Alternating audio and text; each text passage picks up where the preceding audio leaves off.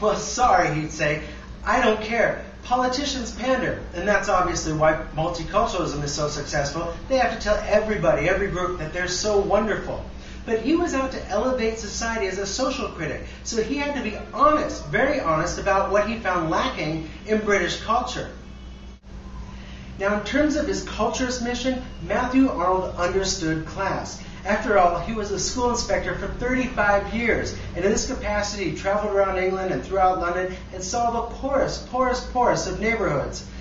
But he wasn't just about class. He thought that when he looked at reforms, they were good, but usually they were just more industrialism, more like if we add these numbers and subtract these numbers, we'll be better off, more materialism.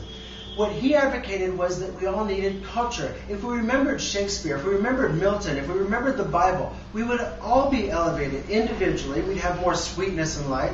But as a culture, we would also come to understand that we were all British. All British people were in it together, glorifying their British heritage and their British arts. Now, the government of England's failure to engage in culture, it led to people looking in terms of class and class against class. It broke up our unity. It also lowered ourselves spiritually. We were no longer our best selves. We were just bickering little people fighting over materialist goods. So it led to conflict. It led to anarchy. Hence, again, the title of his book, Culture and Anarchy. Okay, we need a break. So I'm going to ask you to turn to your neighbor and discuss Matthew Arnold's reaction to the Industrial Revolution, his analysis of class, and how culture could help improve all of British society. And when you do this, only one person is going to be explaining. Pretend that you're a culturist and you're explaining to a person who hasn't heard about Matthew Arnold about his analysis of culture and how we needed to practice culturism. The other person will get a chance in a second.